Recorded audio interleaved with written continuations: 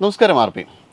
രാജ്യത്തെ സംബന്ധിച്ചിടത്തോളം പ്രത്യേകിച്ച് മഹാരാഷ്ട്രയെ സംബന്ധിച്ചിടത്തോളം വളരെ പ്രധാനപ്പെട്ട ഒരു നേതാവാണ് അജിത് പവാർ. അദ്ദേഹം വളരെ ഒരു ദാരുണമായ അന്ത്യമാണ് ബാരാനദിയിൽ വെച്ച് സംഭവിച്ചിരിക്കുന്നത്.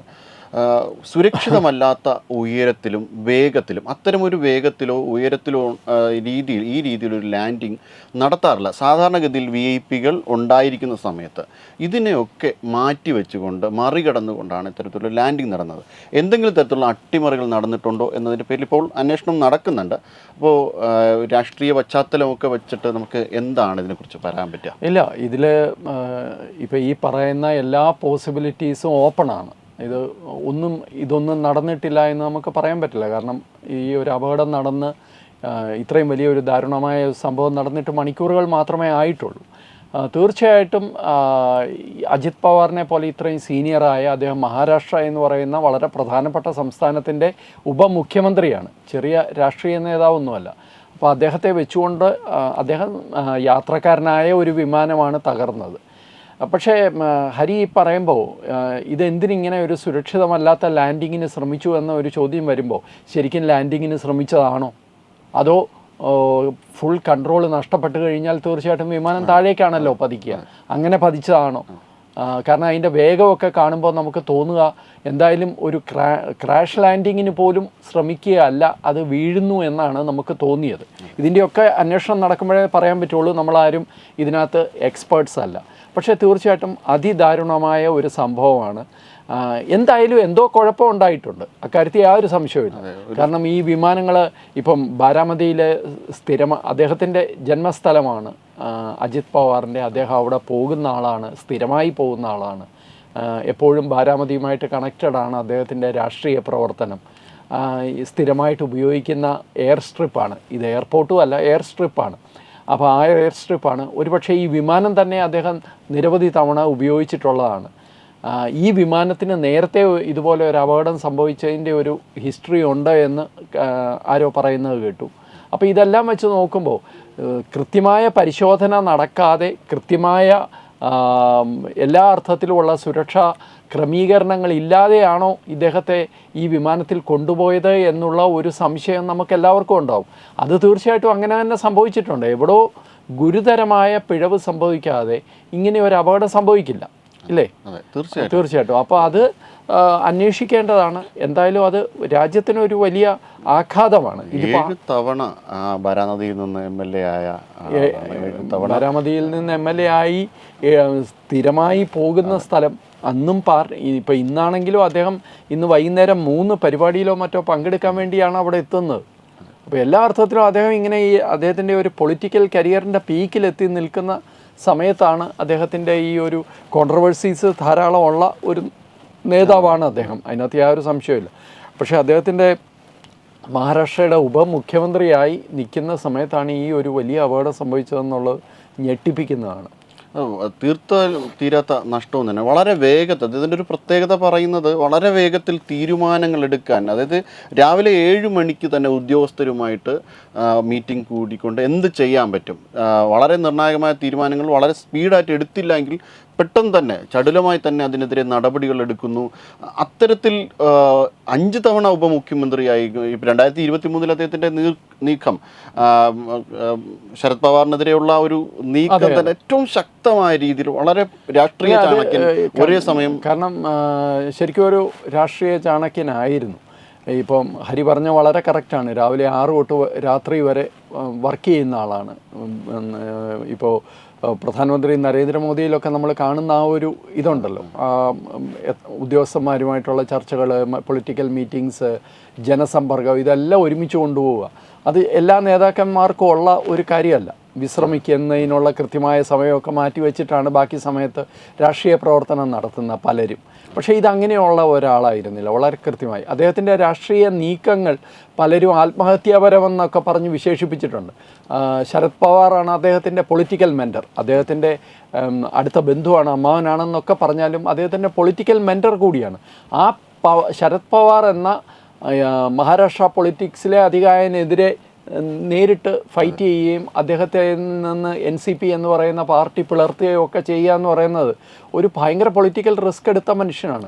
എന്നിട്ടും പരിക്കുകളില്ലാതെ അദ്ദേഹത്തിന് രക്ഷപ്പെടാനും ഇപ്പോൾ തന്നെ ഈ അപകടം നടക്കുമ്പോൾ തന്നെ NCPയുടെ 2 വിഭാഗങ്ങളും ഒരുമിച്ച് വരുന്നതിനെക്കുറിച്ചുള്ള ചർച്ചകളും ബാക്ക്ഗ്രൗണ്ടിൽ ഉണ്ടായിരുന്നു എന്ന് കേൾക്കുന്നു. അപ്പോൾ ഇതെല്ലാം ചെയ്യാൻ പറ്റുന്ന ഒരു പൊളിറ്റിക്കൽ ഇതുള്ള ഒരു കഴിവുള്ള ആൾ തന്നെയായിരുന്നു. പൊളിറ്റിക്കൽ മനോവറിംഗ് എന്ന് നമ്മൾ പറയും, രാഷ്ട്രീയമായിട്ടുള്ള ചടുലമായ നീക്കങ്ങളും മെയ്വഴക്കവും ഉള്ള ഒരു വ്യക്തി തന്നെയായിരുന്നു അജിത് പവാർ. അപ്പോൾ അത് അവരുടെ പാർട്ടിക്കും മഹാരാഷ്ട്ര പൊളിറ്റിക്സിനും, കാരണം മഹാരാഷ്ട്രയിൽ വളരെ പ്രോ ആക്റ്റീവായിട്ട് പ്രവർത്തിക്കുന്ന ഒരു നേതാവാണ്. പക്ഷേ ഞാൻ ആലോചിക്കുന്നത് എത്ര നേതാക്കന്മാരാണ് നമ്മുടെ ചരിത്രത്തിൽ, ഞാനിങ്ങനെ എടുത്തു നോക്കുകയായിരുന്നു, എത്ര പേരാണ് നമ്മളുടെ ചരിത്രത്തിൽ ഇതുപോലെ പൊളിറ്റിക്കൽ നേതാക്കന്മാർ മാത്രം മരിച്ചിട്ടുള്ളത്. എല്ലാവരും വളരെ പ്രോമിസിങ് ആയിട്ടുള്ള നേതാക്കന്മാരാണ്. അതുകൊണ്ടാണ് ഈ കോൺസ്പിറസി തിയറി എന്ന് പറയുന്നത്, നമുക്ക് ഗൂഢാലോചന സിദ്ധാന്തങ്ങൾ ഇങ്ങനെ വരുന്നത് ഇതിങ്ങനെ നിരവധി നേതാക്കന്മാർ മരിച്ചിട്ടുള്ളത് കൊണ്ടാണ്. ഇപ്പോൾ നിങ്ങൾ അജിത് പവാറിൻ്റെ ഇന്നാണ് കഴിഞ്ഞതെങ്കിൽ കഴിഞ്ഞ വർഷമാണ് ഇല്ലേ 2025 ആണ് വിജയ് രൂപാണി, അദ്ദേഹം ഗുജറാത്തിൻ്റെ ചീഫ് മിനിസ്റ്റർ ആയിരുന്നു, അദ്ദേഹത്തിൻ്റെ മരണം, അതും വിമാനാപകടത്തിലാണ്. ഡോർജെ കാണ്ടു, അദ്ദേഹം അരുണാചൽ പ്രദേശിൻ്റെ മുഖ്യമന്ത്രിയായിരുന്നു, അദ്ദേഹം മരിച്ചത് 2011 പിന്നെ YSR കോൺഗ്രസിൻ്റെ വലിയ നേതാവ്, അത് 2009 ഹെലികോപ്റ്റർ അപകടമായിരുന്നു. പിന്നെ ഓം പ്രകാശ് ജിൻഡാലെ, അദ്ദേഹത്തോടൊപ്പം സുരേന്ദ്ര സിംഗ്, ഇവർ രണ്ടുപേരും ഹരിയാനയിലെ മന്ത്രിമാരും കൂടായിരുന്നു. ഇവരുടെ 2005 അപകടം ഉണ്ടായി. അതുപോലെ GMC ബാലയോഗി ലോക്സഭാ സ്പീക്കറായിരുന്നു. അദ്ദേഹത്തെ ഞാൻ ദില്ലിയിൽ വെച്ച് അദ്ദേഹത്തിൻ്റെ ഒരു ഫംഗ്ഷന് ഞാൻ അദ്ദേഹത്തെ ഒരാഴ്ച മുമ്പ് കാണുകയൊക്കെ ചെയ്തതാണ്. അദ്ദേഹം 2002 മരിക്കുന്നത്. ലോക്സഭാ സ്പീക്കറായിരുന്നു GMC ബാലയോഗി. പിന്നെ മാധവറാവ് സിന്ധ്യ, സച്ചിൻ പൈലറ്റിൻ്റെ അച്ഛൻ രാജേഷ് പൈലറ്റ്, ഇവരെല്ലാം മരിച്ചത് ഇതുപോലുള്ള വിമാനാപകടങ്ങളിലാണ്. സഞ്ജയ് ഗാന്ധി മരിച്ചത് വിമാനാപകടത്തിലാണ്. പിന്നെ നമ്മളുടെ ആദ്യത്തെ chief of defence staff Bipin Rawat G, അദ്ദേഹം മരിച്ച ഹെലികോപ്റ്റർ അപകടത്തിലാണ്. അപ്പം ഞാൻ വലിയൊരു അത്ഭുതം, നമ്മുടെ ഈ ആകാശയാത്രയുടെ സുരക്ഷിതത്വം VIPs സഞ്ചരിക്കുന്ന വിമാനങ്ങളിൽ പോലും പൂർണ്ണമായിട്ട് ഉറപ്പുവരുത്താൻ സാധിക്കുന്നില്ല എന്ന് പറയുന്നത് കൃത്യമായി അന്വേഷിക്കേണ്ട ഒരു വിഷയമാണ്. അതെ, തീർച്ചയായിട്ടും. കാരണം ഇത് ലക്ഷ്യം വയ്ക്കുന്നത്, ഇത് കൊണ്ട് നമ്മളെ ചെന്നെത്തിക്കുന്നത്, ഇപ്പോൾ നമ്മൾ പറയുന്നത് പോലെ തന്നെ ഗൂഢാലോചനാ സിദ്ധാന്തങ്ങളിലും മറ്റെന്തെങ്കിലും തരത്തിലുള്ള അട്ടിമറികൾ ഇതിൻ്റെ പിന്നിൽ നടന്നിട്ടുണ്ടോ, വളരെ സുരക്ഷിതമായിട്ട് നമ്മൾക്ക് മുന്നോട്ട് പോകേണ്ട ഒരു ഇടം തന്നെയാണ്. ഒരു യാത്രക്കിടയിൽ സാധാരണ സമയത്ത് ആകാശയാത്രയാണ് മറ്റെല്ലാ യാത്രകളെക്കാട്ടിലും ഏറ്റവും കൂടുതൽ സുരക്ഷിത എന്നാണ് പറയുന്നത്. കണക്കുകളും അതുതന്നെയാണ് സൂചിപ്പിക്കുന്നത്.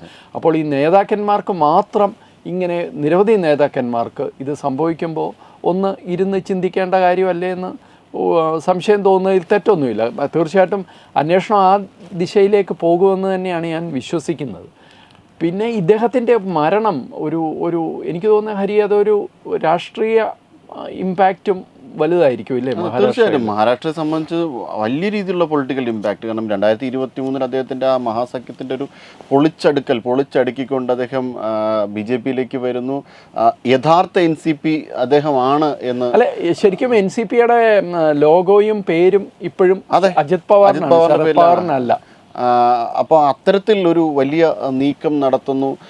താനാണ് ശരിയെന്ന്, തൻ്റെ നിലപാടുകളാണ് ശരിയെന്ന് ബോധ്യപ്പെടുത്തുന്നു. പക്ഷെ പിന്നീട് വീണ്ടും ഇല്ലേ ശരത് പവാറുമായിട്ട് ഒരു ഏകീകരണത്തിൻ്റെ പാതയിൽ വന്നിട്ടുണ്ട്. പിന്നെ 4 വർഷം കഴിഞ്ഞാണ് വീണ്ടും പിളരുന്നതെന്നാണ് എനിക്ക് തോന്നുന്നത്. 2019 ആദ്യം ഒരു നീക്കം നടത്തുന്നു. അത് കഴിയുമ്പം അതിൽ ഭൂരിപക്ഷം തെളിയിക്കാൻ പറ്റുന്നില്ല. പിന്നീട് 2023 അദ്ദേഹം ആ സഖ്യം തന്നെ അത് ശരിയല്ല, മര്യാദയ്ക്കല്ല പോകുന്നതെന്ന് മനസ്സിലാക്കിയിട്ട് അദ്ദേഹം സ്പ്ലിറ്റ് ചെയ്ത് താനാണ് യഥാർത്ഥ NCP ആണ് തെളിയിക്കും. അതിൻ്റെ ചിഹ്നം ഉൾപ്പെടെ എനിക്ക് തോന്നുന്നത് ഇതല്ല ഈ സുപ്രിയ സുലെ പോലെ ഇപ്പം ശരത് പവാറിൻ്റെ മകളെന്നുള്ള നിലയിൽ അത്, അപ്പോൾ അവർക്ക് അധികാരം അങ്ങനെയൊക്കെ പല കുടുംബങ്ങളിലും ഉണ്ടാവുമല്ലോ. പക്ഷെ താനാണ് യഥാർത്ഥ രാഷ്ട്രീയക്കാരെന്ന് തെളിയിക്കാൻ അജിത് പവാറിന് സാധിച്ചിട്ടുണ്ട്.